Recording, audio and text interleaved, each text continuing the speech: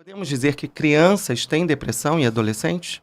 Podemos sim. A depressão, ela tem uma questão que ela pega todas as faixas etárias, claro que uma incidência diferente, né? E ela se comporta diferente para cada faixa etária. A gente falou isso muito detalhadamente no segundo dia, no primeiro dia do Farol, que a gente falou sobre os sintomas, a gente falou as consequências e a gente falou a quem a depressão acomete. Então, a gente falou de crianças, adolescentes, adultos jovens e falou de terceira idade também.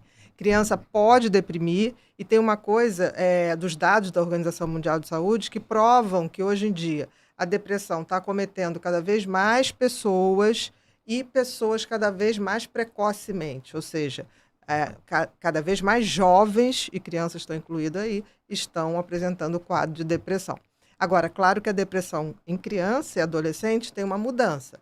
A criança, quando deprime, ela muda o seu comportamento, é muito nítido. É uma criança que deixa de brincar, é uma criança que deixa de se alimentar, ou começa a se alimentar de forma muito atípica, é uma criança que Não fazia xixi na cama, passou a fazer xixi na cama. Existe uma mudança de comportamento tanto em casa quanto na escola. Então, por isso que é importante reunir todas as pessoas que têm o contato com a criança para ver, falar, você sentiu se fulano mudou? O que você está achando de diferente? E, às vezes, é o motorista da van que leva a criança que percebe uma diferença no comportamento dele.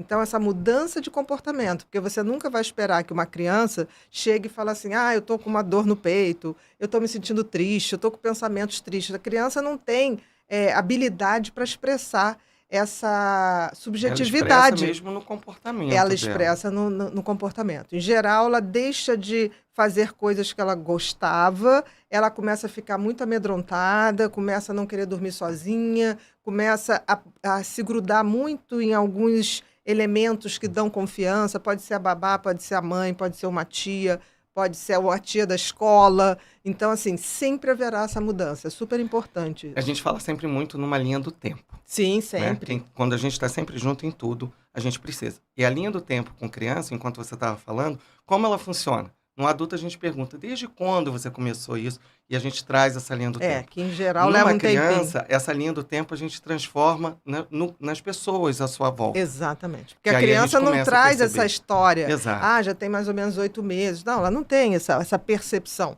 Quanto mais novinha, essa abstração do tempo é mais difícil. Então, assim, tem depressão em criança? Tem. Não é a maioria, graças a Deus. Tem adolescentes? Tem. E a gente tem que estar muito atento para essa mudança de comportamento. E vamos sempre observar. Sempre houve babá. Exato. As babás veem coisas inacreditáveis com as crianças. O tio realmente, da van, o cara da cantina. Exato. Né? E criança, a gente tem que ter muito cuidado que a depressão pode estar ligado a ela estar sofrendo bullying na escola, por exemplo. A um evento. A um fato. A um fato que ela não consegue lidar e ela não consegue colocar. E aí, quando você vai no tio da cantina lá, você vê que a criança está sofrendo pressão, que está sendo isolada no recreio. Então, a gente tem que estar muito atento. Uma coisa, quando a gente fala em criança, ainda me traz muito essa coisa desse tempo.